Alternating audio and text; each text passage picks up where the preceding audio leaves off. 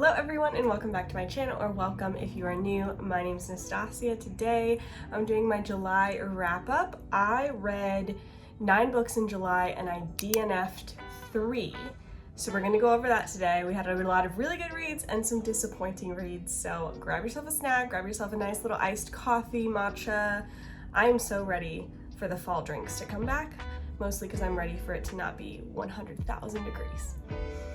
But that's for another video. Anyway, let's get into it. I'm gonna start with all of the books I read and then end with the DNFs. And I'm just going in order of when I read them. So this isn't in order of how I liked them, just how they fell in the month. So first up, As Good as Dead. This is the 3rd book in the A Good Girl's Guide to Murder series, and it's the last one of the series.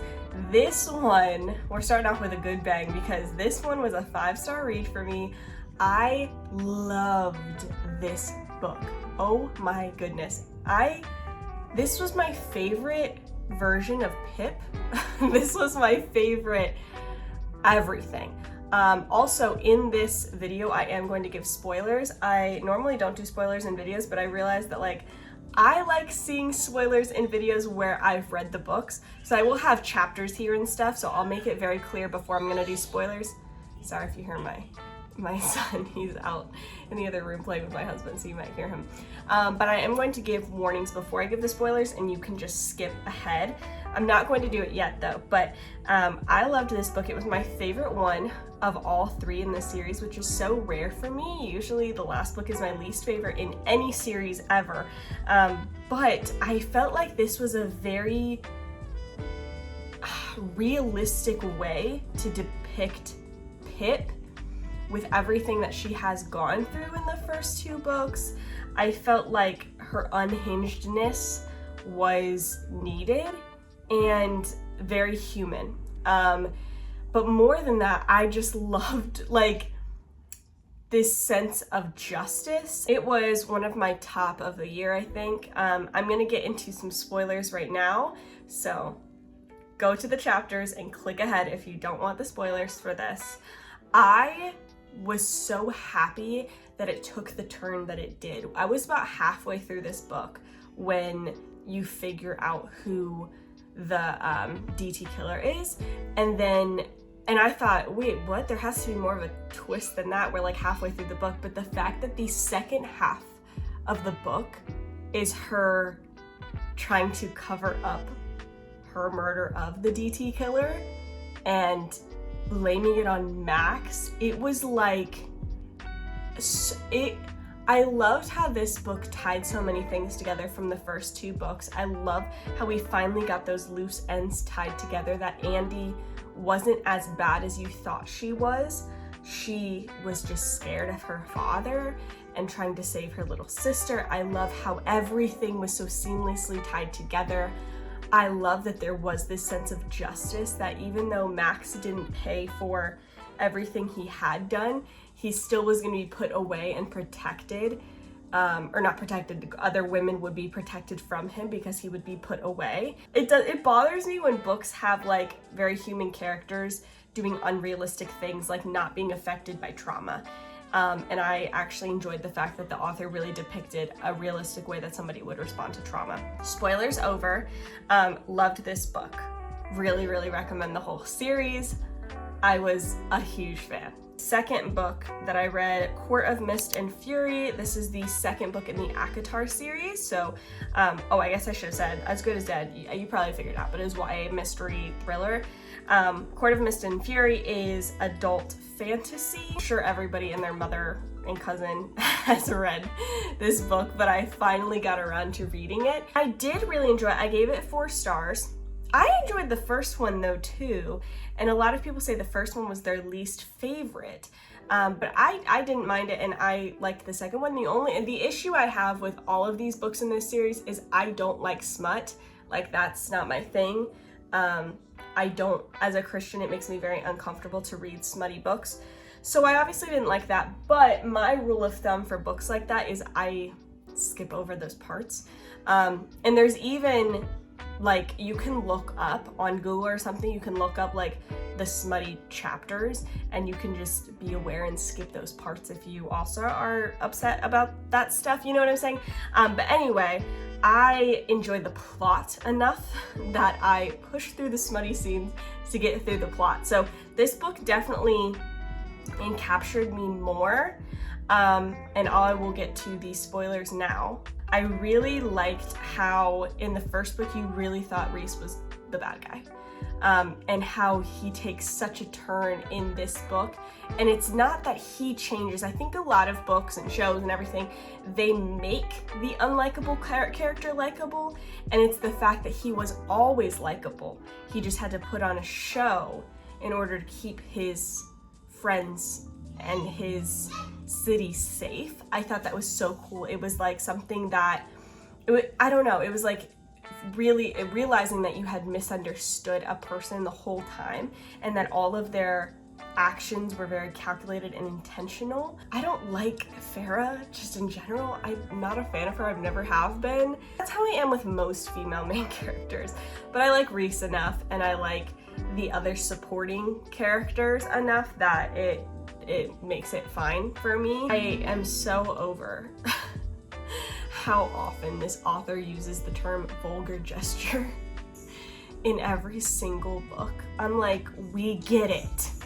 You're trying to make edgy characters. Like, you don't need to say vulgar gesture anymore. Spoilers over, but I did enjoy the book. I thought it was a good time, and it made me want to read the next one, and the ending was very, very good. I really liked the twist in the end, so good, 4-star for me. Number 3, Throne of Glass. This is the first time I've ever read Throne of Glass, so I'm getting through the series. And I think it was her very first series that she wrote. It's the same author as ACOTAR. By the way, I should have said this. I'm not doing like summaries of the book in this video. Maybe I will next month, but I didn't prepare for that, and I feel like it would take me a long time to just like gather my thoughts for each book of like what it's about. It's Throne of Glass, it's YA fantasy, and I had a good time with it. I gave it 4 stars. I actually liked the main character. He goes moo cow, moo cow, moo cow. I actually liked the female main character in Throne of Glass better than Farah in ACOTAR personally. So unnecessary. That car sounds like it's going to explode. I gave it 4 stars because I was very intrigued. I felt like it was very fast. I liked the characters. I liked the love triangle. There's nobody that I really dislike. I think all the characters are likable for different reasons, and I'm intrigued at like how they're going to develop more. Spoiler time. I thought it was actually really well done, the way that the author incorporated, was her name Kaltane or something? Poisoning, I can't think of any names right now because I read so many books I can't remember their names. Poisoning the female main character before the competition, before the last challenge. I thought that was very clever, and I'm intrigued to see how they like change and use her character in the upcoming books. I love when there's a really tiny character in a first book and then it grows into the books, you know, going forward, kind of like ACOTAR and stuff like that. I really like that. That's one of my favorite, is it a trope? I don't know, but it's one of my favorite things when a really tiny little character in a first book has a way more prevalent role after the first book, like in the books after it. So I thought that was really cool, and I don't know, I thought it was really interesting. I'm still trying to like catch on to the fantasy part of it, of like the Fae and just everything that's involved that we don't really know about yet. Anyway, spoilers over, 4 stars, had a good time. And moving swiftly along, number 4 is Crown of Midnight, which is the second in the Throne of Glass series. I won't say much about it other than I just also enjoyed it. I kind of forgot that I read this book because I smashed them both into like one book in my mind. And I was like, oh, I read the second one. I did read them back to back, so that's probably why. But I enjoyed it. I also gave it a 4 star. I thought it was good.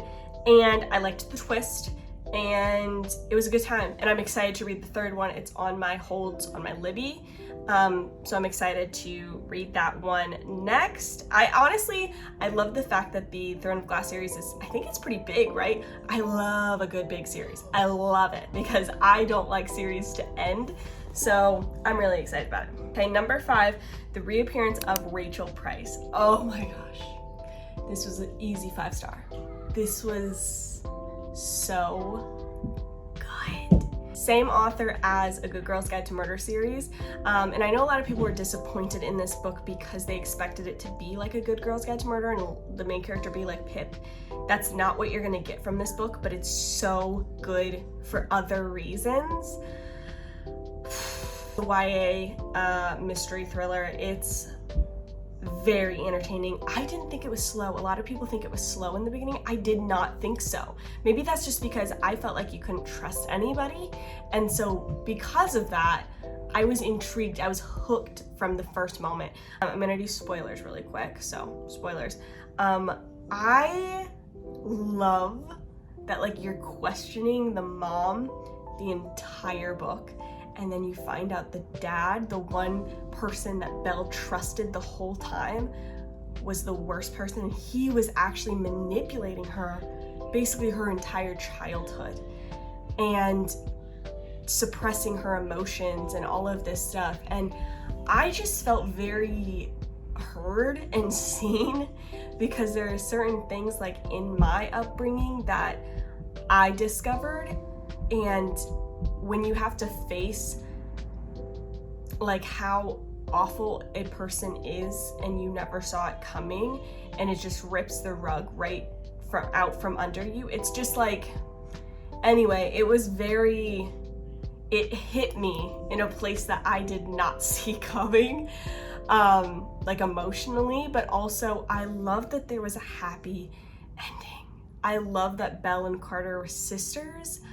I love that Rachel finally gets the future with her girls that she dreamed about. I love this idea that she never gave up. I love that there was always a code there. I love that everything tied together so well. I love that every person that was involved in doing these horrible things they received justice in one way or another. I loved it. Okay, spoilers over. Loved it. Loved it. One of my favorite books of all time. Really loved. Number 6, Powerless. Gave this 5 stars. This was a good month. So far we have all 5 and all 4 stars. Overall, actually, this was a really, really good month. So number 6 is Powerless. Loved this book too for totally different reasons, for giddy reasons. Like my face hurts from smiling thinking about this book.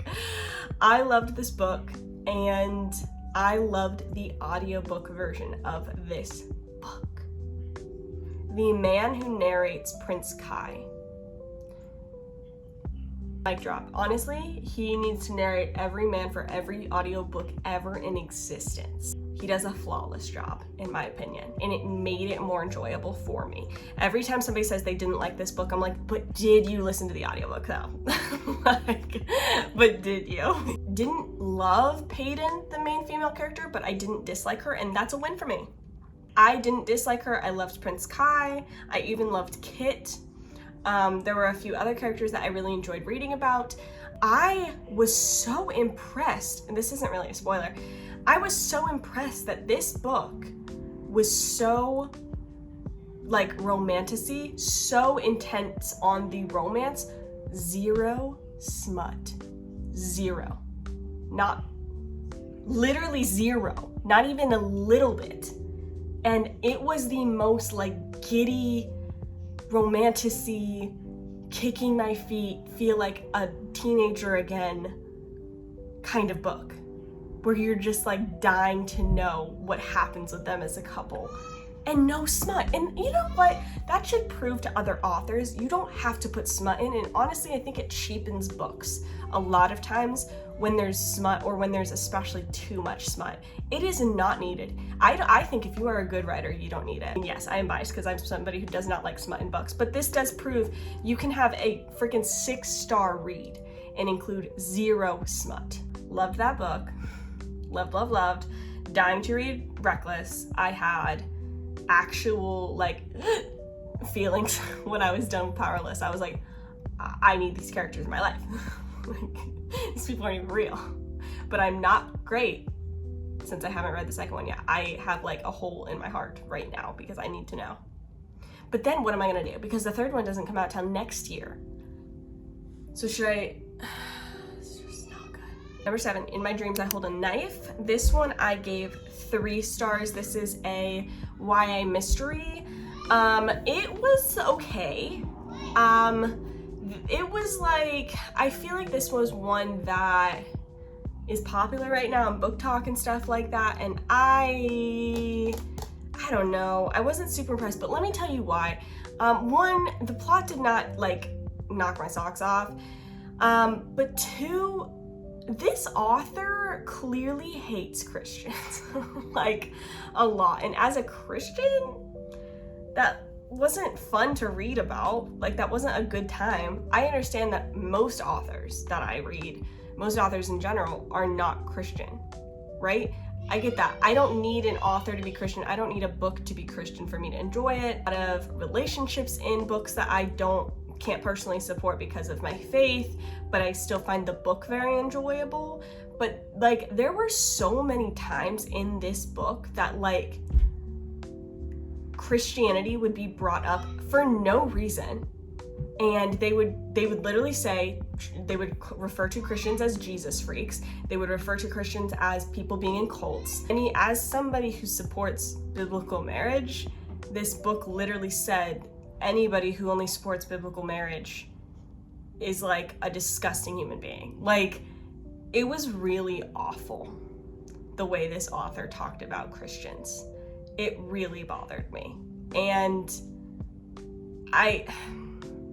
that was really hard to read, especially when it's like a book that isn't even good enough to be bashing people. I don't know. I wouldn't like it if a book was bashing Muslims or like anybody. I just wouldn't enjoy it. I don't know why it's necessary. And I'll do one little spoiler here, so spoilers. Poor Caro. What did she do? Out of all the horrible people, she was the least horrible. And she got the worst end of this deal, it seems. Like, I did not really like how this book made it out like cheating was like not really a big deal. Like, what's her name? Why can't I think? Oh, Jessica, I think her name is Jess. She ends up getting the guy in the end, even though she's kind of like the worst person out of all of them, in my opinion, and she kind of gets the happy ending. I actually would have been happier if Coop stayed with Caro and was like, you know what, I'm finally choosing to make the right choices in my life nowadays. That would have bumped it up probably another star for me, because that, I don't know. I didn't like that. Spoilers over. It was okay. It was okay. 3 stars. We're only going down from here right now, though, because the next one is A Study in Drowning. You guys are gonna be so mad at me. I hated this book. I gave it 2 stars. To be fair, I kind of DNF'd this book. I didn't, but I did. At like 80-85%, I DNF'd this book. And it's because it started giving me weird vibes. Like, I started having like discernment vibes that like something was off. I was feeling very creeped out about it. I had a nightmare one night that was like very graphic, and like usually I don't have nightmares, but when I do, it's connected to the media I'm taking in, and that was the only thing I was taking in at that time. That was slightly. Also, I'm leaning over here because the sun is making me look like a cheetah when I sit right here. This book was very, very anti-man. It was very like, men are evil, just men are evil and horrible, and that there's only one good guy in the whole book and everybody else is pigs that just want to sleep with Effie. And like, I get it. I get if like the author maybe suffered from SA, that like maybe this was healing for her, but I read a review of somebody who said the author just needs to make an autobiography at this point, because I feel like it got messy. I don't know. Maybe it's my fault. I went into this book expecting something very different. It's like a gothic YA fantasy. I felt like it was really boring. And then when it wasn't boring, it felt like a fever dream that was like icky to me. Like I thought I was gonna go into this expecting like Fae world, and like no. I did look up the endings and everything that I missed since I DNF'd at like 85%. I'm glad I stopped reading it because I would have been extremely let down if I had finished, like put myself through all that. I'm gonna give spoilers now. So apparently, again, I didn't finish it, but I read online, apparently it was like that the fairy king would possess men to like hurt women, and like anytime they desired a woman in that way that was like not pure, then the fairy king would just like take over them. And I read a review of somebody who said this, and I totally agree. Like, if you're going for the whole feminist view, which I'm not a feminist, but like if you're going for the whole feminist view of like men are trash, why then would you give them an out of like, oh well, it wasn't my fault, it was just the fairy king possessed me to hurt you. So then men aren't actually like accountable for their own actions. I felt like the author wrote this book first to heal a part of her. And if that's true, I hope it did. I hope it helped her. I'm not somebody who's ever come from a place of experiencing like sexual abuse, but so I can't like note that. I think it's horrible if that's happened to anybody, but I think it's a lie that like all men are like that, or that even 99% of men are like that. I don't think that. And especially as a Christian, I believe in Christ, you can be set free from any sin and all sin. And that as somebody married to a very godly, good man and raising a son to be a really good man, I don't think it's great when books are out there making it seem to women that they need to be afraid of all men. And I don't think it helps anybody. Spoilers over. Anyway, I didn't like the book, but it wasn't just because of all of that. I mean, even if I was like more feminist and more leaning that way, I felt like the book was boring and like I couldn't follow it and I didn't enjoy it. But the last book that I read that I did not DNF before I get into my DNFs is Chosen by God by R.C. Sproul. I gave this one a 5-star. It's very different than the other books in the sense that like it's not like a mystery or a thriller or something like that where it keeps you like on the edge of your seat. But this book was one of the best Christian books I've ever read, if not the best. It's definitely like, it's not like a surface level book. It's about predestination and election. But as somebody who is really into theology, that was something I enjoyed and I really wanted to learn more about. It's a heavy topic and I feel like it's good to inform myself on that so that when people like ask me questions, I know how to defend what I believe and stuff like that. It's just very good. And I love the way R.C. Sproul explains things. I love the way he answers the hard questions. I love the fact that when he's talking, it doesn't feel like he's trying to put anybody down that doesn't believe the same thing as him. He's always very respectful while still believing that what he's saying is correct biblically. And anyway, everything, I thought it was so good. So obviously it's a little different in the sense that it's nonfiction. So it's more of like you listen to learn. You don't listen to like have a good time, but I was hooked to it and I finished it I finished it in like a day and a half. I thought it was very, very, very good. And I'm trying to read at least one Christian book every single month since I read so many other books. I want to also be filling my mind for my faith too. If you have watched thus far, please comment down below the snail emoji. There's a snail emoji, right? If there's not, that'll be awkward. The snail emoji, if it's there, because that popped in my head. And I saw a picture of a baby snail the other day and it made me very happy. So, the snail emoji. On to the DNFs. I started, and I'm soft DNFing, Dance of Thieves. The only reason I didn't finish it was because This lighting though. The only reason I didn't finish it is honestly because it expired on my Libby. I use the Libby app for everything, whether I'm reading on my Kindle or whether I am listening to an audiobook. I pretty much solely use Libby because I don't really have the budget right now to buy a bunch of books or audiobooks, and also I don't want to spend money on books that I don't end up absolutely loving. So my plan one day is to have just a room in our house one day when it's like a library and it's full of 5-star reads, 4 or 5-star reads. I would love that. I just don't feel the need to keep books that I don't absolutely love. So for that reason, it expired on my Libby and I didn't get to finish it in time. And the beginning was a little slow for me, so it wasn't something that I felt hooked to like binge listen to in like 24 hours, but I still really want to. I think I have a hold on it right now, so I still will be finishing that one. I just didn't get a chance to. The next one that I DNF'd was Once Upon a Broken Heart, and I'm not going to listen to this one again. One reason is because I could not stand the main character. I know everybody loves this book, and that's great. I could not stand the main character. I got a few chapters in, I was like, I can't do this anymore.